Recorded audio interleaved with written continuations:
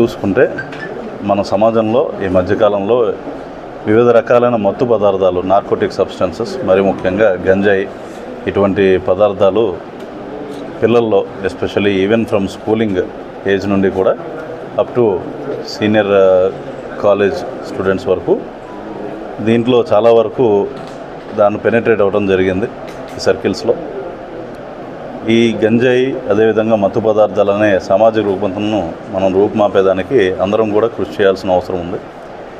జిల్లా ఎస్పీగా నాపై ఆ బాధ్యత మరింత ఉంది కాబట్టి ఇది రూపుమాపేందుకు గాను యాంటీ డ్రగ్ అవేర్నెస్ క్యాంపెయిన్స్, అదేవిధంగా భారీగా స్కూల్ స్టూడెంట్స్, కాలేజ్ స్టూడెంట్స్ని కలుపుకొని పోతూ సమాజంలో మీడియా మరియు సివిల్ సొసైటీ సహకారంతో ఇటువంటి బ్యాడ్ ఎలిమెంట్స్ అందరినీ కూడా ఐడెంటిఫై చేసి జిల్లా నుండి వీళ్ళని రూపుమాపాలని చెప్పి అది మా ఎయిమ్గా మేము పనిచేయడం జరుగుతుందండి.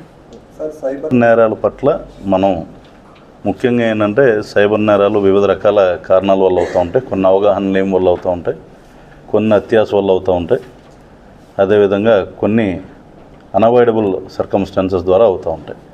All these 3 types of reasons for cyber crime address చేసే విధంగా this only element which can remove cyber crime is awareness.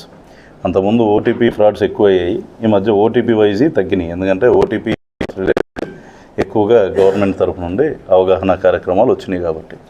So అదేవిధంగా ఇప్పుడు ఎమర్జింగ్ ట్రెండ్స్ ఏమున్నాయి, జాబ్ ఫ్రాడ్స్ ఉన్నాయి, అదేవిధంగా ఇన్వెస్ట్మెంట్ ఫ్రాడ్స్ ఉన్నాయి. టెలిగ్రామ్లో బిట్కాయిన్ అని, క్రిప్టో కరెన్సీ ఇన్వెస్ట్మెంట్ రిలేటెడ్ ఇటువంటి ఫ్రాడ్స్ ఉన్నాయి కాబట్టి ఎమర్జింగ్ ట్రెండ్స్కి అనుగుణంగా మేము ఎప్పటికప్పుడు నిఘా పెట్టుకుని మీలాంటి వాళ్ళందరూ కూడా మాకు చెప్పడం ద్వారా కానివ్వండి, అదేవిధంగా డైలీ వచ్చే ట్రెండ్స్ ద్వారా కానివ్వండి, మేము తెలుసుకుని వాటి మీద సరైన అవగాహన కార్యక్రమాలు అనేవి చేపడతాం. ఓవరాల్గా చెప్పాలంటే బేసికలీ జిల్లాలో లా అండ్ ఆర్డర్ గట్టిగానే మెయింటైన్ చేయాలన్నది మా ఉద్దేశం.